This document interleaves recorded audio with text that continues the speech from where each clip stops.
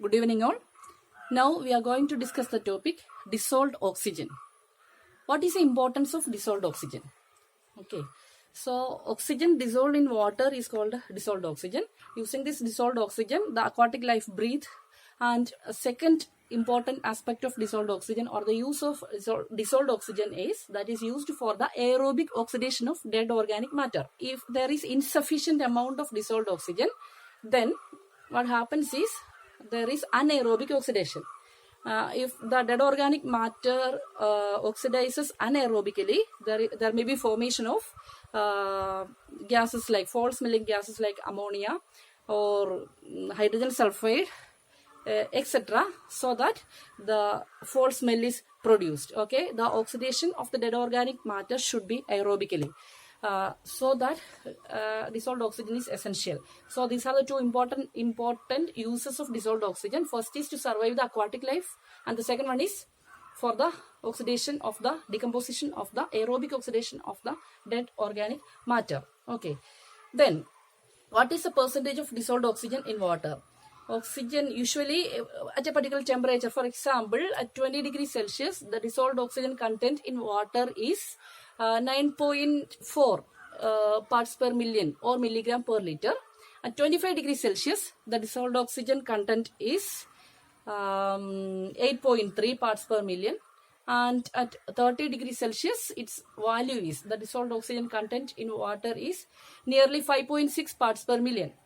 So from this chart, we can see that as temperature increases, the dissolved oxygen content decreases. Then what is the effect of pressure on dissolved oxygen content? Okay, so as pressure increases, we can say the dissolved oxygen content increases. So according to Henry's law, we can say that dissolved oxygen content that is directly proportional to pressure and is inversely proportional to temperature. As temperature increases, the dissolved oxygen content decreases, and as pressure increases, the dissolved oxygen content increases. Okay, then we can measure the dissolved oxygen content present in water experimentally. The method is called the Winkler's method. Okay, so Winkler's method uses Winkler's reagent for the determination of dissolved oxygen in water. Okay, so what is Winkler's reagent? It's a mixture of manganese sulfate and alkaline Ki, potassium iodide. Okay, so the dissolved oxygen, the principle of the experiment, the Winkler's method is the dissolved oxygen oxidizes potassium iodide to iodine. The liberated iodine is titrated against sodium thiosulfate.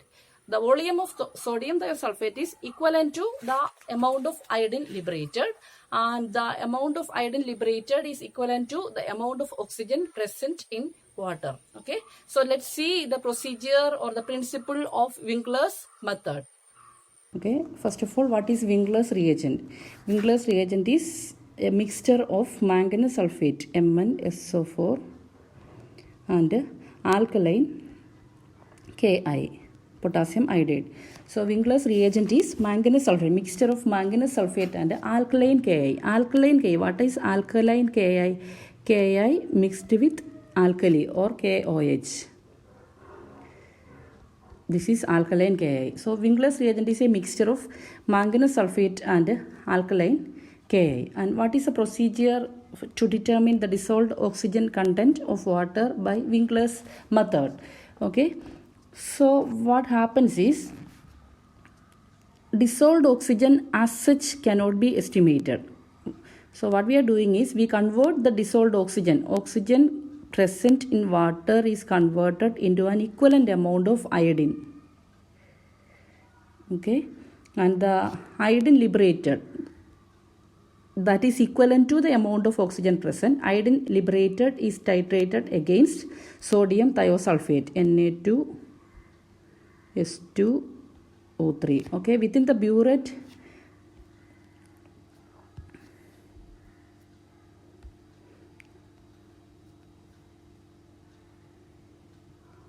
we take sodium thiosulfate Na2S2O3, and within the beaker or the conical flask we have the dissolved oxygen content.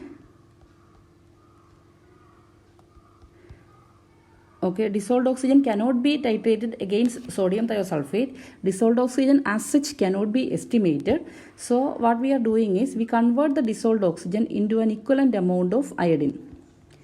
Using Winkler's reagent, dissolved oxygen oxidizes potassium iodide to iodine. Dissolved oxygen oxidizes potassium iodide to dissolved oxygen oxidizes potassium iodide to iodine, and the liberated iodine is titrated against thiosulfate from the burette. So the burette reading or the volume of thiosulfate is equivalent to the volume of iodine liberated, and the iodine liberated is equivalent to the amount of oxygen present in water. That is the procedure used. Okay. So the method is Winkler's method. Winkler's reagent is manganese sulfate and alkaline Ka. Okay. The dissolved oxygen is, the procedure is the dissolved oxygen is converted into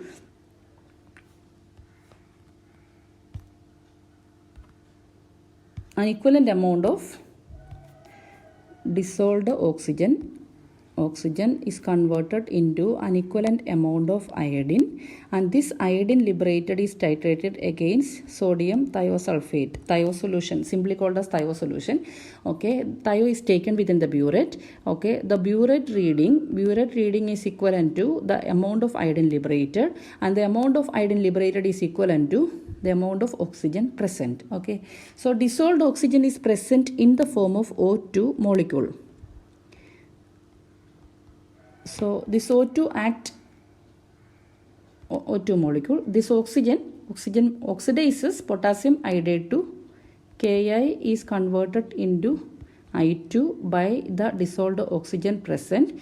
But this oxygen in the form of O2 cannot oxidize potassium iodide to iodine. Okay, so potassium iodide is oxidized to iodine by means of nascent oxygen or free oxygen. O2 molecule cannot oxidize potassium iodide to iodine.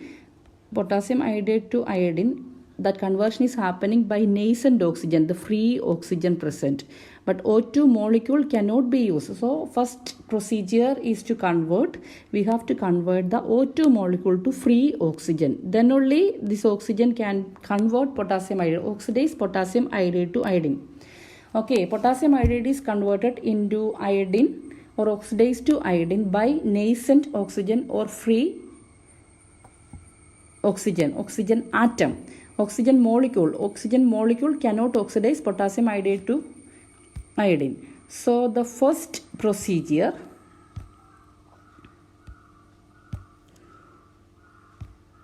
is the conversion of oxygen molecule to oxygen atom, nascent oxygen or free oxygen. Okay, so for this conversion we use manganese sulfate.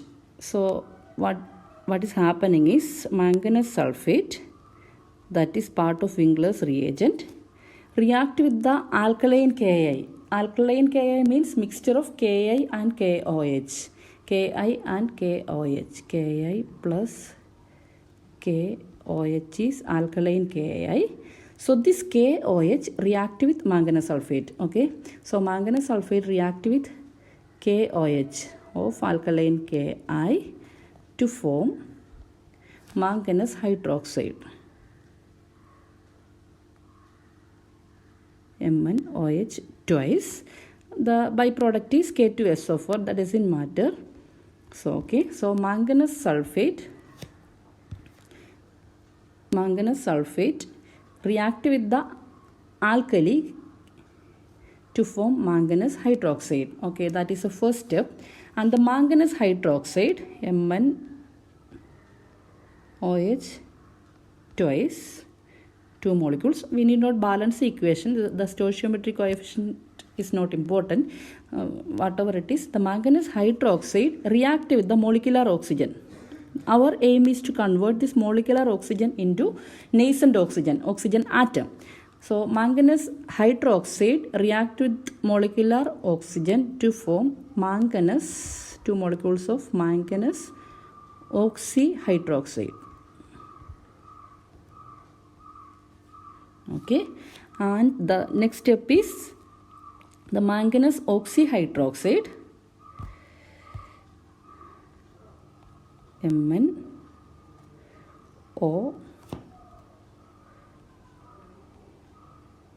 OH twice. The reaction is carried out in presence of acid medium, so that react with H2SO4, liberating free oxygen. MnSO4 is formed, water is liberated. With that, there is liberation of oxygen atom. So this is very important. Okay, so the manganese oxyhydroxide react with sulfuric acid, liberating free oxygen. What is the purpose of liberating free oxygen? This free oxygen is used to convert oxidized potassium iodide to iodine. Okay, so this is the importance of Winkler's reagent. Winkler's reagent is mixture of manganese sulfate and alkaline Ki. First of all, the manganese sulfate react with the alkali KOH to form manganese hydroxide. Manganese hydroxide react with the molecular oxygen to form manganese oxyhydroxide, and the manganese oxyhydroxide react with sulfuric acid, liberating nascent free oxygen, and that free oxygen is required for the conversion of potassium iodide, for the oxidation of potassium iodide to iodine.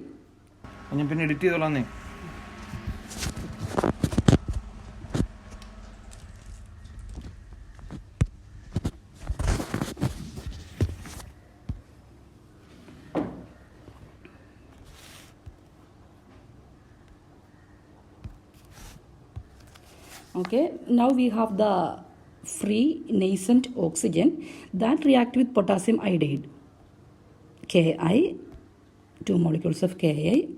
The reaction again is carried out in presence of an acid medium, sulfuric acid, react with the free oxygen liberated. So what is our aim? The free oxygen oxidizes potassium iodide to iodine. Okay, so iodine is liberated and the byproduct is K2SO4 plus water. Okay, and now we have the iodine liberated. And what is the purpose of liberating iodine? Iodine liberated is equivalent to this iodine liberated.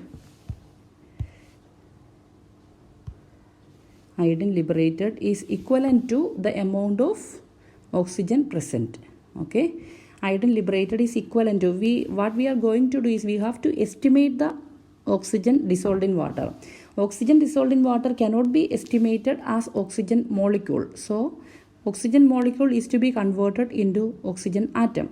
For that we use Winkler's reagent. Using Winkler's reagent, oxygen molecule is converted into oxygen atom, and this oxygen atom oxidizes potassium iodide to iodine. Okay, so amount of iodine liberated is equivalent to the amount of oxygen present in water. Now we have the iodine liberated, and the last procedure is we take within the burette we take sodium thiosulfate, Na2S2O3. Okay, and this Na2S2O3 is titrated against iodine liberated. Liberated iodine is taken within an iodine flask, kept closed, otherwise the iodine may escape from the system. So the reaction or the titration is carried out using an iodine flask. Iodine flask is having a closed lid. Just for the titration, we open the iodine flask and immediately we titrate the solution against sodium thiosulfate. Okay, now the reaction is between sodium thiosulfate, which is taken within the burette, Na2S2O3, against the liberated iodine. The reaction is Na2S4O6 plus 2 NaI. Okay, the endpoint is the conversion of color. Endpoint can be identified by the color change from blue to colorless. During titration, we use the indicator starch Starch is used as the indicator. When starch is added with sodium thiosulfate, the solution becomes blue in color. And at the end point, when the reaction is complete, the blue color disappears and the solution becomes colorless. Thus, we can very easily identify the end point. End point means we get the volume of, at the end point, we get the volume of sodium thiosulfate, Na2S2O3. So this volume, the volume of sodium thiosulfate is equivalent to the volume of or the amount of iodine liberated.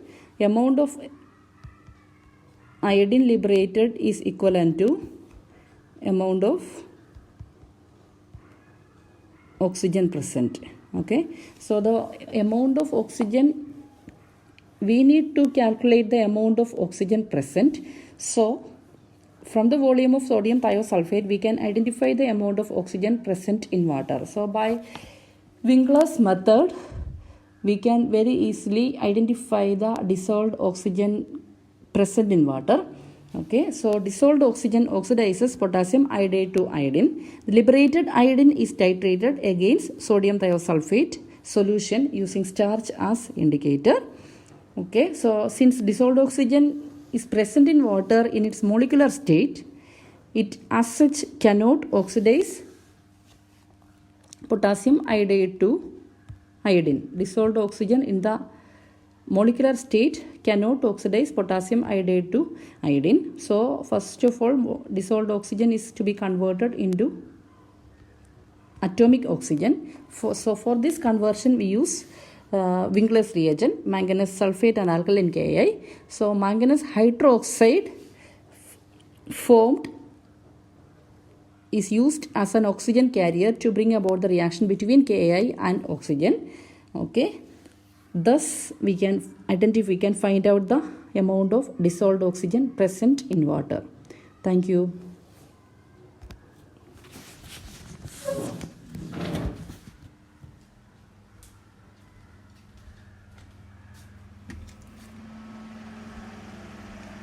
Thank you.